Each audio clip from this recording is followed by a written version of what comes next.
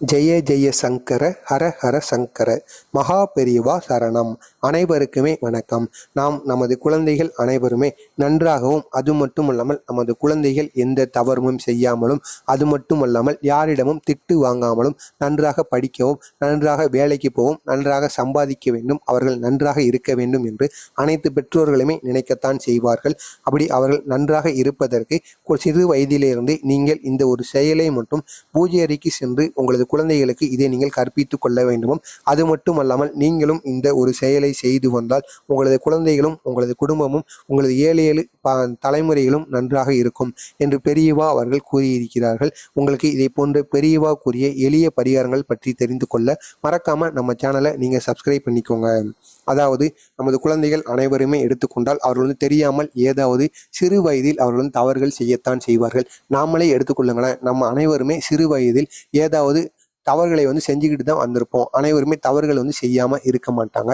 அப்படி தவறுகள் அவர்கள் செய்யும் பொழுது அவர்களுக்கு நம்ம அதை எடுத்து கூறணுமா, இது தப்பு அப்படின்னு அது எதுவுமே கூறாமல் நம்ம போய் அவர்களை அடிப்பது, அவர்களை திட்டுவது போன்ற செயல்களை நாம் செய்தோம் அப்படின்னா குழந்தைங்கிட்ட எது நம்ம செய்யக்கூடாதுன்னு சொல்கிறோமோ அதைத்தான் குழந்தைகள் செய்வாங்களாம். எனவே நீங்கள் இதை போன்று கூறும் பொழுது, அவர்கள் ஏதாவது தவறுகள் செய்யும் பொழுது நீங்கள் அதை எடுத்து கூறி அவர்களுக்கு புரியும் விதத்தில், அதாவது குழந்தைகளுக்கு எந்த வகையில் கூறினால் புரியுமோ அந்த வகையில் நாம் எடுத்து கூறி அவர்களுக்கு புரிய வைக்க வேண்டுமாங்க.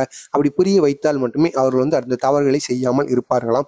நாம் சட்டென்று போய் கை வாங்குவதோ அல்லது வாயால் திட்டுவதோ போன்ற செயல்களை நாம் செய்தால் அவர்கள் ஒருபோதும் கேட்க மாட்டார்களாம். நாம் இல்லாத நேரத்தில் அந்த தவறுகளை அவர்கள் மீண்டும் செய்வார்கள் என்பது போல பெரியவா அவர்கள் கூறியிருக்கிறார்கள். அது மட்டுமல்லாமல் குழந்தைகள் நன்றாக இருக்கவும், நமது குடும்பங்கள் நன்றாக இருக்கவும் நாம் பூஜை அறைக்கு சென்று என்ன செய்ய வேண்டும் என்றால், நீங்கள் அனைவருமே கேட்டிருப்பீர்கள், அதாவது காயத்ரி மந்திரம் என்று கூறுவார்கள் அல்லவா. 1008 காயத்ரி மந்திரங்களானது இருக்கும். 1008 முறைகள் இதை நாம் கூற வேண்டும். இந்த காயத்ரி மந்திரங்கள் தெரியாதவர்கள் கடைக்கு சென்று காயத்ரி மந்திரத்திற்குரிய புக்கானது இருக்கும். அதையும் நீங்கள் வாங்கி உங்களது வீட்டில் வைத்துக்கொண்டு நீங்கள் வாரம் ஒரு முறை ஏதாவது ஒரு நாளை, செவ்வாய்க்கிழமையோ வெள்ளிக்கிழமையோ ஞாயிற்றுக்கிழமையோ நீங்கள் என்று ஃப்ரீயாக இருப்பீர்களோ இது சாயந்தர நேரத்தில் நீங்கள் கூறி வந்தால் மிகவும் நல்லதுங்க. சாயந்தர நேரத்தில் உங்களது வீட்டில் விளக்கை ஏற்றிவிட்டு உங்களது வீட்டில் இருக்கிற அனைவருமே சேர்ந்து கொண்டு நீங்கள் இந்த ஒரு காயத்ரி மந்திரத்தை கூறி வர வேண்டுமாங்க. இந்த காயத்ரி மந்திரத்தை வாரத்திற்கு ஒரு முறையோ அல்லது மாதத்திற்கு ஒரு முறையோ நீங்கள் கூறுவதனால் உங்கள் வீட்டில் இருக்கக்கூடிய எப்பேற்பட்ட பிரச்சனைகளுமே தீர்ந்து விடுமாங்க. இந்த சாய்ராம் கூறிய இந்த காயத்ரி மந்திரத்தை நாம் கூறுவதனால் நமது வாழ்க்கையில் ஏகப்பட்ட நன்மைகள் நடக்குமாங்க. இந்த காயத்ரி மந்திரத்தின் விளக்கு பூஜை அப்பொழுது கூறுவார்கள். அந்த விளக்கு பூஜையில் அப்பொழுது கூறுகின்ற இந்த காயத்ரி மந்திரத்தை உங்களது வீட்டிலும் நீங்கள் தினசரி கூறி வந்தால் உங்களது வாழ்க்கையில் ஏகப்பட்ட மாற்றங்கள் நடப்பதற்கு அதிகப்படியான வாய்ப்புகள் இருக்கிறதாம்.